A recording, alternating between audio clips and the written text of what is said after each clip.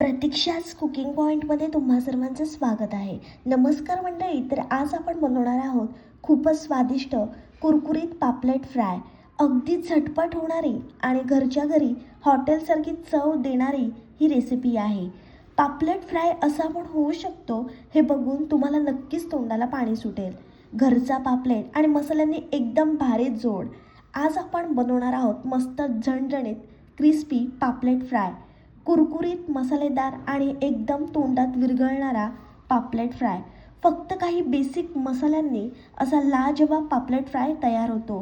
Step by step दाखवते, तर चला लगेच आपण रेसिपीला सुरुवात करूया. मी अशा प्रकारे पापलेट स्वच्छ धुवून घेतले आहे. वाटण्यासाठी आपल्याला अद्रक, लसूण, मिरची, कोथिंबीर, खोबरं आणि टोमॅटो घ्यायचा आहे. मी ओला नारळ घेतलेला आहे. अशा प्रकारे छान बारीक वाटून घेतलं आहे. स्वच्छ धुवून घेतलेल्या पापलेटांना आपण हे सर्व मसाले वाटण लावून घेणार आहोत. सर्वात पहिले आपण वाटण टाकलं आहे. त्याच्यानंतर भाकरीचं पीठ टाकलं आहे, म्हणजे तांदळाचं पीठ टाकलं आहे. तांदळाचं पीठ टाकल्यामुळे मस्त कुरकुरीत असे पापलेट लागतात.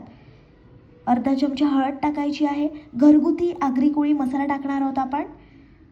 तुम्हाला जेवढं तिखट हवं असेल तेवढा तुम्ही मसाला टाकायचा आहे. चवीप्रमाणे मीठ टाकणार आहोत आपण. सर्व हे आपल्याला एकजीव करून घ्यायचं आहे.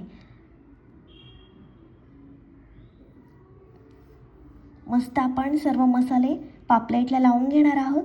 बऱ्याच वेळा काय होते, आपण मच्छी फ्राय करतो पण त्याच्यावरचं आवरण निघून जाते, म्हणजे वाटण निघून जाते. असं होऊ नये याच्यासाठी आपल्याला काय करायचं आहे, तर तेल कडकडीत गरम करून घ्यायचं आहे आणि मगच आपण त्याच्यावर पापलेट तळून घेणार आहोत.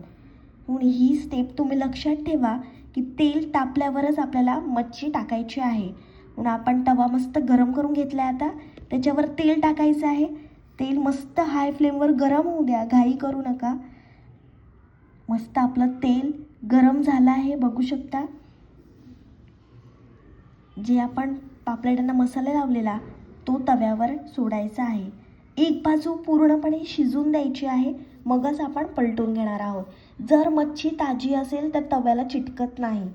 म्हणून कधी पण मच्छी आणली की ताजी मच्छी घ्या. मच्छी घेताना दाबून बघायची आहे ताजी आहे की शिळी आहे. मस्त रंग आलाय पापलेटांना, बघू शकता. पापलेटला असं हलक्या हाताने पलटा, नाहीतर तुकडे होतात. एक बाजू पूर्णपणे शिजल्यानंतर आपण पलटून घेतली आहे. या टप्प्यावरचा सुगंध तर अप्रतिम आहे. सगळीकडे छान असा गोल्डन कलर येतोय, तुम्हाला व्हिडिओमध्ये दिसतच असेल. फ्राय करताना गॅस मध्यम ठेवला की मासा मऊ आणि बाहेरून क्रिस्पी होतो. ही बाजू छान क्रिस्पी झाली आहे. आता आपण पलटून घेतले आहेत. थोडा वेळ देऊ म्हणजे मसाला व्यवस्थित बसतो. एक बाजू पूर्ण झाल्यानंतरच आपल्याला पलटायची आहे. तुम्ही सारखे सारखे अलटी करत राहाल तर त्या मच्छीवरचं आवरण निघून जाईल. बघा किती सुंदर क्रस्ट तयार झाला आहे. फ्लेम हाय ठेवायची आहे. छान आपल्याला खरपूस करून घ्यायचे आहेत पापलेट. जे झाले होते ते तव्याला आपण साईडला ठेवले आहेत कडक होण्यासाठी. त्याच तव्यामध्ये आपण पुन्हा तेल टाकून बाकीच्या तुकड्या तळून घेणार आहोत.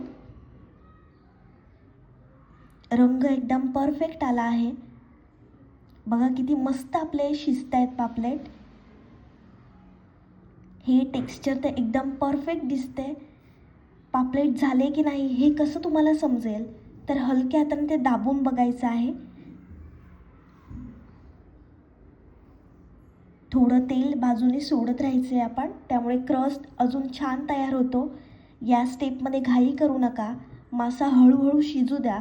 कोणतीही मच्छी असू द्या, ती आपल्याला 2 ते 3 वेळेस पलटी करायची आहे. तुम्ही सारखे मासा पलटी करत राहाल तर त्याच्यावरचं आवरण असते, वाटण असते, ते निघून जाते. म्हणून असं होऊ नये याच्यासाठी आपल्याला पूर्णपणे तो एक बाजूने शिजून घ्यायचा आहे. बघा किती कुरकुरीत असा आपला पापलेट फ्राय झालेला आहे. आता सुगंधानेच कळते की पापलेट तयार होत आलेला आहे. गरमागरम पापलेट फ्राय खाण्यासाठी तयार झालेला आहे. हा तुम्ही तांदळाच्या भाकरीसोबत खा, अप्रतिम लागतो. जे नॉनव्हेज प्रेमी आहेत त्यांनी ही रेसिपी जरूर ट्राय करा. माझी रेसिपी तुम्हाला आवडली तर व्हिडिओला लाईक, कमेंट, शेअर आणि चॅनलला सबस्क्राईब करायला विसरू नका. भेटूया पुढच्या रेसिपीसोबत. तोपर्यंत मस्त खा आणि स्वस्थ राहा.